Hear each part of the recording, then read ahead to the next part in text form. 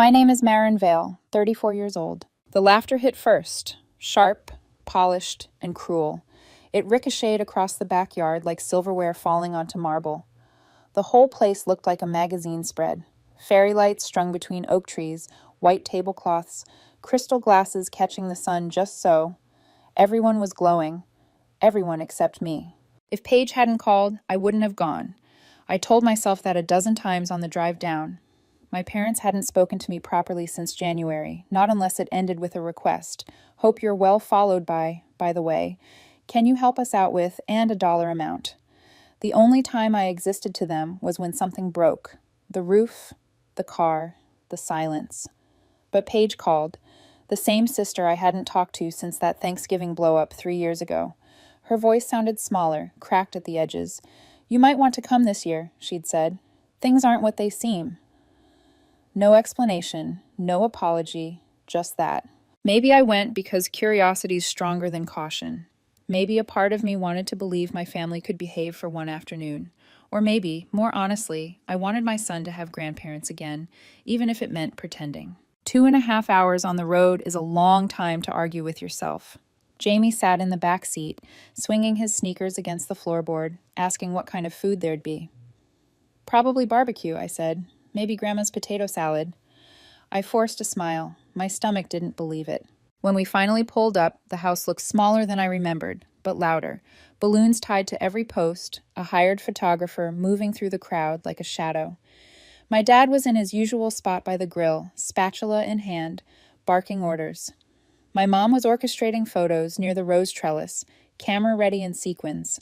She turned just long enough to wave. No one else greeted us. Jamie tugged my sleeve.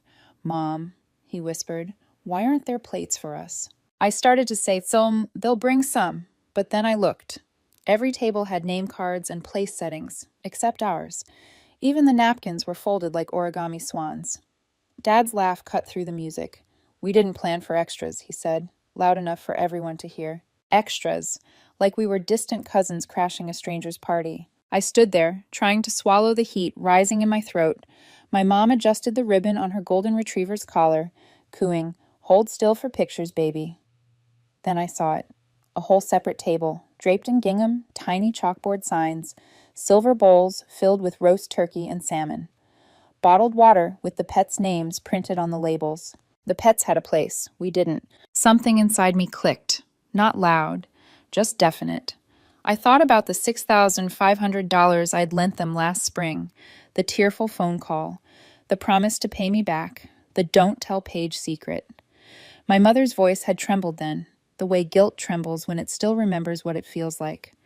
I'd believed her. Now they were serving the dog roast turkey off my money. I didn't make a scene. I didn't cry. I just smiled, picked up my purse, and looked straight at my father. Before you start eating, I said evenly, check the joint account. For a second, the air went perfectly still.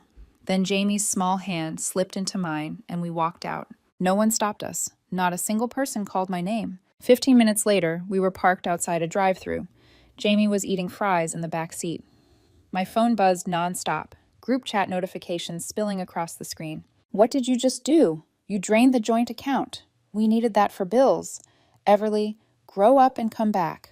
They still called me by my middle name, like erasing me would fix the story. I scrolled through the chaos, watching family loyalty become a weapon in real time. Aunt Marlene chimed in about respecting your elders. Uncle Russ said money makes people ugly. My mom texted a photo of herself holding a plastic box of cookies shaped like bones. Leftovers for Jamie, she wrote. I stared at the message until the words blurred. Then I powered off my phone. When we got home that night, Jamie fell asleep on the couch with ketchup on his chin. I sat beside him, staring at the dark window reflection of myself. The woman looking back wasn't angry. She was hollowed out, quiet, calculating. At 11:47 p.m., my phone buzzed again. One unread message. Paige. Just 2 words. You were right. I read it over and over, the syllables heavy, almost foreign. Paige had defended them all my life. When I finally stopped sending money, she called me selfish. For her to say you were right meant something had cracked. I didn't reply. Not yet. But for the first time in years, I felt curiosity replacing anger. Whatever she'd seen, whatever changed her mind, I needed to know. Because in my family, Truth was always a story someone rehearsed first, and I was done letting them write mine. Paige picked a diner with chipped blue booths and a waitress who called everyone honey. Morning light pushed through the blinds and narrow ladders, striping the table, turning the sugar packets into little flags. I got there early and ordered coffee I didn't touch. When the bell over the door finally rang, she stepped in wearing a gray hoodie and no makeup, like she'd peeled off the last layer she used to present to them. She slid into the seat across from me and didn't reach for a menu. For a moment, she just watched the steam curl from my cup, as if looking straight at me might break something. "You were right," she said again, and the words didn't sound like surrender so much as a diagnosis. "What changed?" I asked. Her mouth pulled to one side. I started listening to the part of me that was tired. "We let the waitress pour water. The ice cracked like tiny knuckles. After you stopped sending money," Paige said, "things got visible, quieter, sharper, meaner. Mom started calling you our independent one at church, like it was a punchline. Dad told Uncle Russ that you like to make statements. They said it with this," she lifted a shoulder, "tone." "That tone I know," I said. She nodded, eyes bright in a way that had nothing to do with tears. "They were bragging, Marin, not about you helping, about managing you. Mom said we just have to keep the door open a little. Cards on holidays. Ask about Jamie. If we act loving, she'll wander back when she needs us." My knuckles tapped the ceramic. "When I need them," I repeated. "She also said the 6-5 was always a gift," Paige whispered, like the number itself could draw blood. "Told Aunt Marlene you insisted. Said it loud enough that I heard it from the hall." Something in me lifted its head. Not anger. Recognition. "She told me not to tell you," I said. "Said it would cause drama." Paige made a low, humorless sound. "And look at us. Drama, anyway." Silence held our booth for a minute. The diner's clock ticked too loud. A little boy 2 tables over was building a fort with jelly cups. His father didn't stop him. The ordinary softness of it felt like a dare. "I kept defending them," Paige said, voice flat with shame. "I told myself you were overreacting, that they'd pay you back. Then I heard them planning. They make it sound like love and logistics are the same thing, like feelings are tools on a pegboard." "The house isn't a home," I said, remembering the slickness of the reunion, the staged photos, Dad at the grill, performing competence. "It's a machine." She looked relieved, like I had named the bruise. "Exactly. And we all have jobs. You provide. I perform. They manage. Whoever refuses gets replaced with a story." The waitress set down a plate of pancakes neither of us had ordered. "On the house," she said, smiling.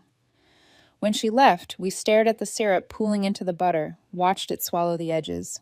"I need to hear it," I told Paige. "Not from them. From you." So she spoke, not in one long confession, but in careful pulls, like thread through a needle. The quiet morning when she overheard Mom say, "If we keep it sweet with Jamie, she'll keep the door cracked." The afternoon Dad used the word leverage about a child. The way relatives were coached.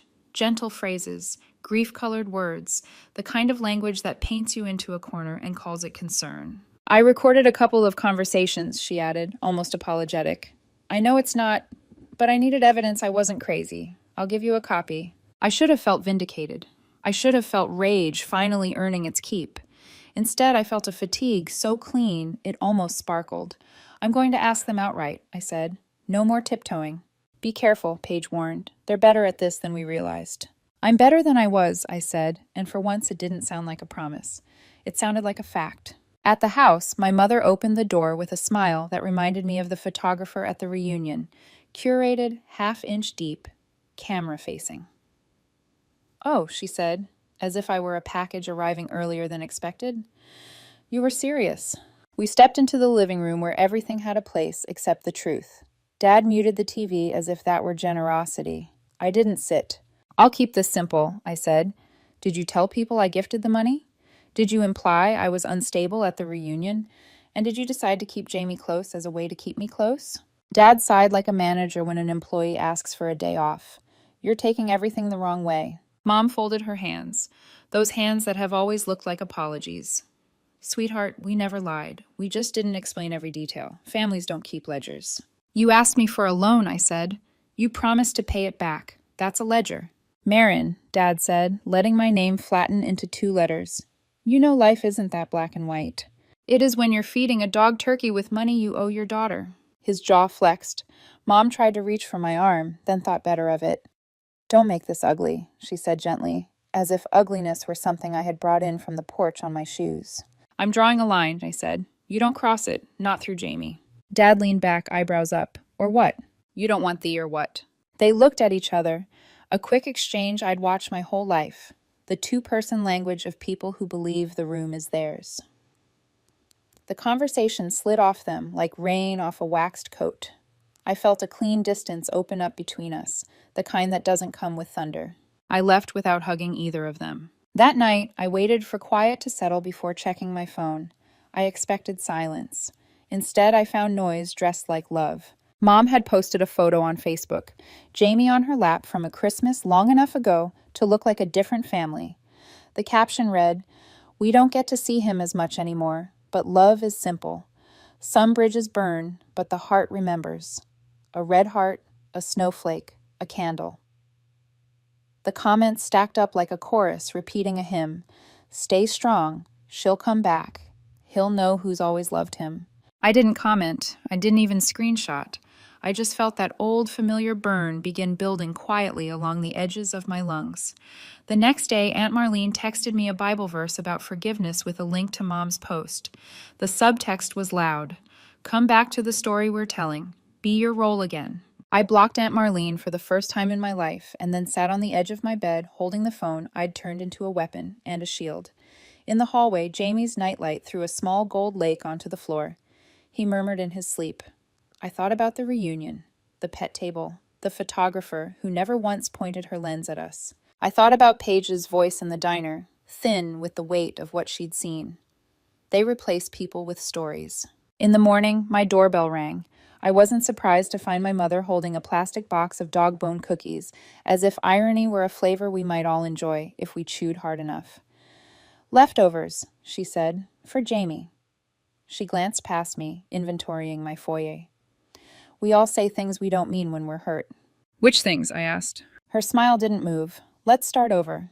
"Return what you owe me," I said. "Admit what you said.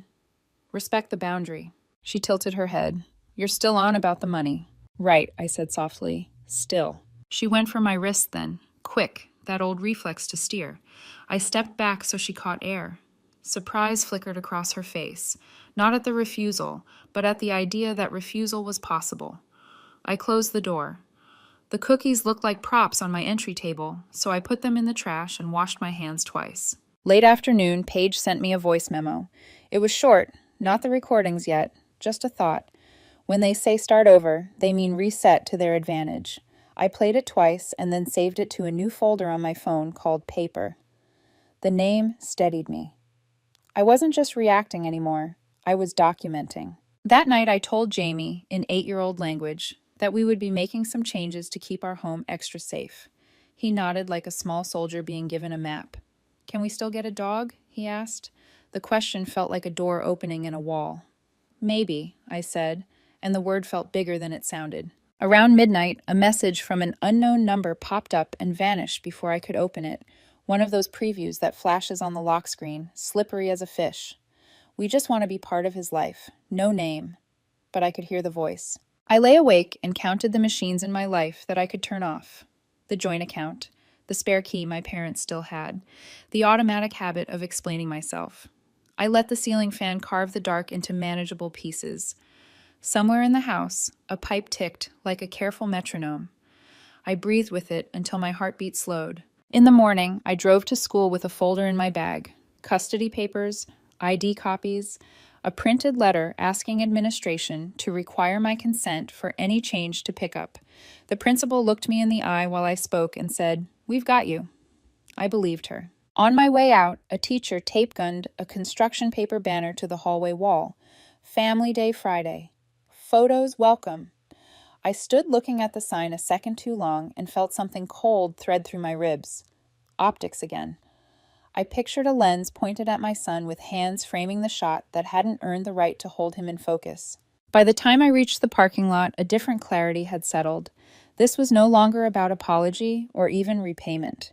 It was about control, mine, reclaimed.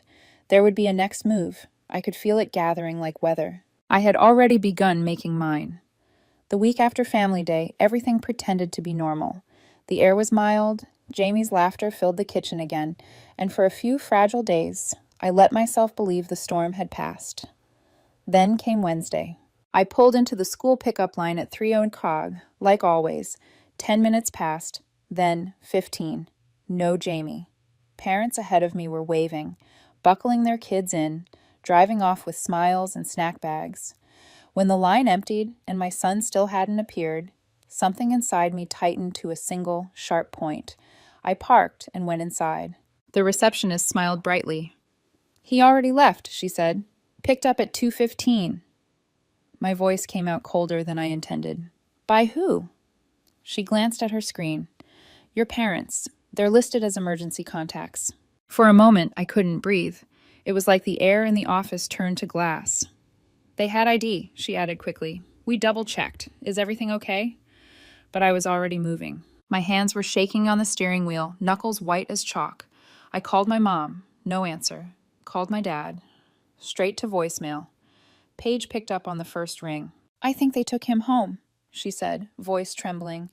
"I'm already on my way there." I didn't answer. I just drove. Every red light was a dare I ignored. When I pulled into their driveway, my heart was a drum in my throat. I didn't knock. I shoved the door open, and there they were. My parents sitting on the couch, Jamie between them, holding a cookie in one hand, wide-eyed. Not frightened, just confused. The kind of confusion that breaks something quiet inside a child. The second he saw me, he stood and ran over. I crouched to his level, touched his face. "You okay?" He nodded. Then I turned to them. "I'm taking him home," I said. Mom lifted a hand. "Marin, please, we just wanted—" "Don't," I said, calm but final. "If you ever take him without my permission again, I will call the police." Dad stood like he wanted to argue, his jaw already set for a lecture. "We just wanted time with our grandson," he said. "You've been so distant." I looked him in the eye. "You kidnapped him." The word landed like a slap. For the first time, they both flinched. I walked out with Jamie's hand in mine, my pulse steady, my silence louder than anything I could have screamed. He didn't speak until we reached the car. Then, in a small voice, "They said you were okay with it." I gripped the steering wheel tighter. I wasn't. He nodded once, pressed his lips together, and stared out the window. That night, he crawled into my bed without asking.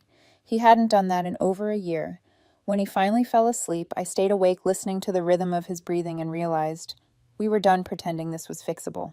The next morning, I became methodical. I emailed the school, attached custody paperwork, removed my parents as emergency contacts, and requested written confirmation. I copied the principal and guidance counselor. No more polite assumptions, no more loopholes. I was building a paper trail. Paige showed up that evening with something small in her hand, a flash drive. She didn't even sit down. "Listen to the last file," she said. "Then you'll understand why I'm moving out." She didn't wait for me to respond, just left it on the table and walked out. After Jamie went to bed, I plugged it into my laptop. Static first, then the clink of dishes. My mother's voice, casual, mid-sentence. "She's losing control, Chuck," she said. "Everly, Marin, whatever she wants to call herself, you have to understand, she needs to feel like she's the one setting boundaries. If she thinks it was her idea to cut us off, she'll double down." My father laughed softly. "Then let her. She'll come back when she needs something. Wait till she gets tired or broke." A pause. Then my mother again, voice colder than I'd ever heard it. "Or maybe we go through Jamie. He's soft. He trusts people. If we keep it subtle, we can keep a connection. She won't cut us off completely if we have him." I pressed pause. The silence that followed didn't feel human. I'd thought I'd already known the worst. I hadn't. They weren't just manipulative, they were strategic. They'd made my child part of their plan. And something in me shut down, not from pain, but from clarity. The next morning, I woke up before dawn and made a list. Change locks. Security cameras. New phone plan. Block all numbers. Realtor. Call before noon. By 10 check, the decision was made. I was moving. Not across town, across boundaries, across history. Around noon, while I was on the phone with the realtor, a message came through from my dad. No words, just a video. I opened it. It was an old clip of Jamie in their backyard, maybe 2 summers ago. He was barefoot, laughing, running through a sprinkler, sunlight cutting through the spray like glitter. At the end, my father's voice off camera. That's our boy. No caption, no apology, just a reminder of ownership disguised as nostalgia. I stared at it until my screen went dark. They thought love was leverage. They thought memories were a currency I'd still trade in. I blocked them on everything. Then I called Paige. They'll keep pushing, she said quietly. They don't know how to stop. I do, I said. I'm done playing their game. For the first time, she didn't argue. She just said, then let's pack. By evening, I'd found a moving company and a new listing across state lines. Jamie was in the living room, drawing a picture of a house with a big tree and a dog beside it. He looked up, smiled, and said, "Can we get one like that?" I stared at the drawing for a long time. "Yeah," I said softly, "we can." Because sometimes the only way to protect what's yours is to leave behind the people who taught you not to trust love unless it hurts. Boxes, tape, the smell of cardboard, and resolve. That's what my house became in the week that followed. Paige came every evening after work, iced coffee in one hand, a roll of bubble wrap in the other. Jamie made towers out of the boxes, asking if he could label some himself. He wrote our stuff in crooked Sharpie across everything. We moved through each room like surgeons, careful, precise, cutting out the past without flinching. When the realtor stopped by, she complimented the space. I didn't tell her this house had become a battlefield. By the time she left, I had already decided we weren't waiting. We were getting out before the next storm. 3 days later, the doorbell rang. I checked the camera before moving. My father. Alone. He looked smaller, or maybe it was just the way guilt folds people inward. He held something in his hand, a manila envelope. When I opened the door, he didn't try to step inside. He just held it out. "Your mother's really hurt," he said, as if that was my problem to solve. I didn't respond. He tried again. "We didn't mean for things to go this far." I took the envelope, closed the door, locked it. Paige glanced up from the couch. "She's still spinning the story," she said. "He's just the delivery system." I didn't open it right away. That night, when the house was quiet and Jamie was asleep, I finally unfolded the letter. 3 pages. The first full of vague regrets. "We didn't realize we were hurting you. We only wanted to stay connected." The usual spin. But halfway through, the tone shifted. "The roof still isn't done. We've been falling behind on bills. Maybe you could reconsider the $6,500 as a gift. It meant a lot to us." And then, scribbled at the bottom in my mother's handwriting, "P.S. Don't punish Jamie by keeping him from us. He loves us. We miss him." A gift, not a loan. The rewrite was complete. I folded the letter once, dropped it into the shred box, and didn't even feel my pulse rise. They weren't apologizing. They were repositioning. 2 days later, the school called. "Ms. Vale," the principal said, cautious. "Someone came by at lunch asking to see Jamie." My heart skipped. "Who?" "Your aunt." She said it was a surprise visit. I was already in the car before the call ended. By the time I arrived, my aunt was sitting in the office, pretending to check her phone. She looked startled when she saw me. "Marin, this is all a misunderstanding. Your mother just thought—" "I'm sure she did," I cut in. "You can leave now." The principal stepped between us, firm and apologetic. "We'll make sure this doesn't happen again," she said quietly. Her eyes told me she believed everything I hadn't said. That evening, I started looking at hotels. I wanted space, real space, between us and anyone who thought biology was a rite of entry. By dawn, the car was packed. 2 suitcases, Jamie's favorite blanket, the stuffed lion he'd had since he was 3. We left a note on the fridge for the realtor. "Please lock up after showing." The hotel was sterile and beige, an extended stay place with a kitchenette and curtains the color of oatmeal. But it was quiet. For the first time in months, I slept through the night. Jamie curled up on the second bed with his new stuffed dog, Penny, the one we'd promised to replace with a real one once we moved. On the 3rd morning, Paige knocked once and came in with a tired smile. "I found something," she said, holding up a listing. "A duplex, close to Jamie's new school. Small yard, real porch." I felt my throat tighten. "Ours?" "Ours," she said. We moved in 2 weeks later. The air smelled like fresh paint and possibility. Jamie picked the smaller room, the one with the slanted ceiling, and taped his drawings to the wall. True to my word, we adopted a dog that same week, a brown and white mutt with ears too big for her head. Jamie named her Penny. For a while it was peaceful. No calls, no messages, no footsteps I didn't recognize. I'd blocked everyone, changed our numbers, updated every record.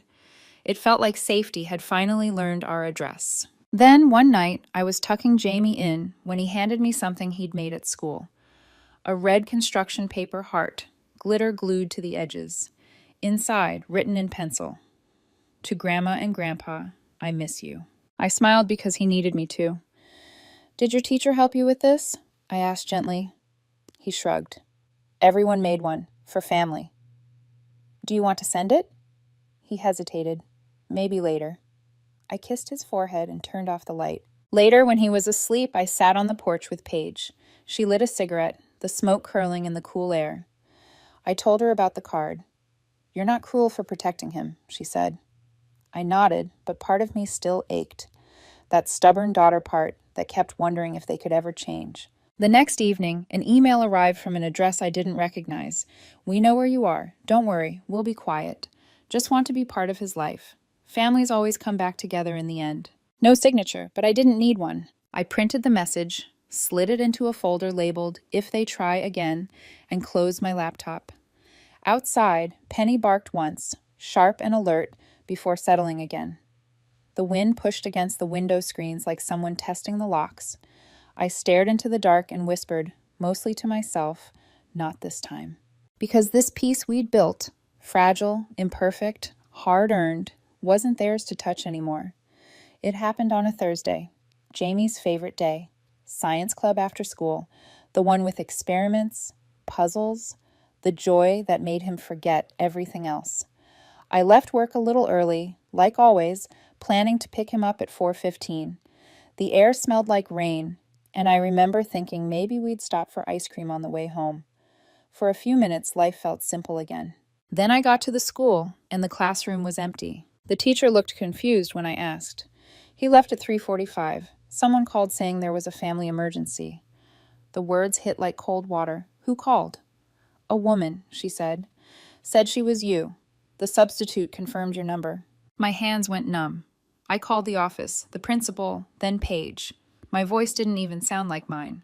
"They've done it again," I said. And Paige, steady, fierce Paige, answered, "I'm already driving." We found them less than an hour later at a frozen yogurt shop 10 minutes away. Jamie was sitting at a table with my mother, spoon in hand, eyes bright but uneasy.